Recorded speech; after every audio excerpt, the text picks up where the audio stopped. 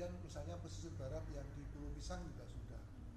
Jadi hari ini rata-rata sudah masuk TPS H-1 ini. Jadi nggak ada lagi kotak suara yang berisi logistik yang untuk menjadi alat untuk pemungutan dan penghitungan suara besok kan.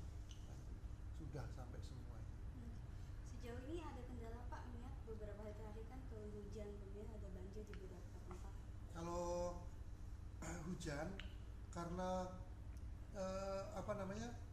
musim hujannya itu sudah terpantau ya, artinya nggak kemarau kemudian tiba-tiba hujan itu kan. Teman-teman di kabupaten kota sudah memprediksi sehingga sudah dibungkus dengan plastik kotak suaranya itu. Kemudian teman-teman juga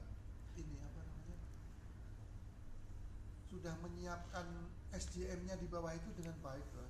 Sudah bintek semua KPPS, semua KPPS itu kelompok penyelenggara pemungutan suara di TPS ya. Kan ada 7 bintek, kemudian ada 2 limas.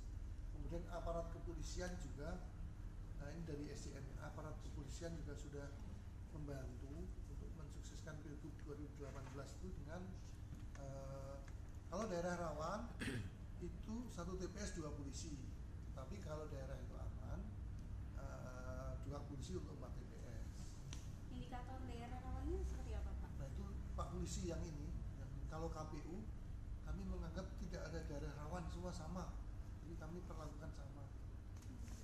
Pak, terkait distribusi formulir C6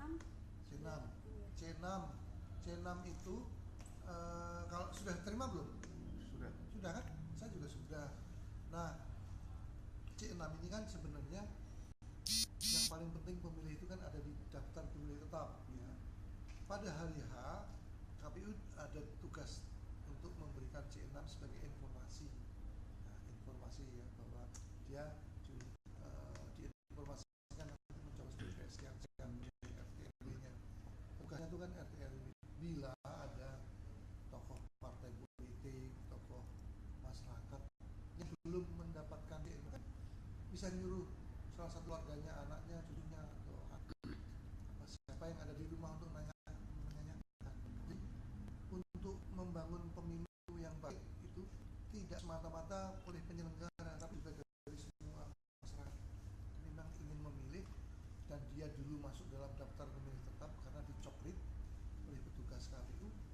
Sementara C6 itu dibagikan oleh BPS, KPPS yang rata-rata kita kenali gitu kan, mestinya ya tinggal ditanya aja ke RW-nya, kok C6-nya belum dikasih gitu. Nggak perlu lagi kan ngomong ke media misalnya. Sampai siang ini laporan yang masuk ke Bapak yang sudah terdistribusi ada berapa banyak Pak? Mungkin berapa persen?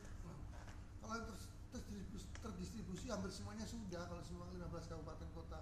Hanya ada di media online itu kan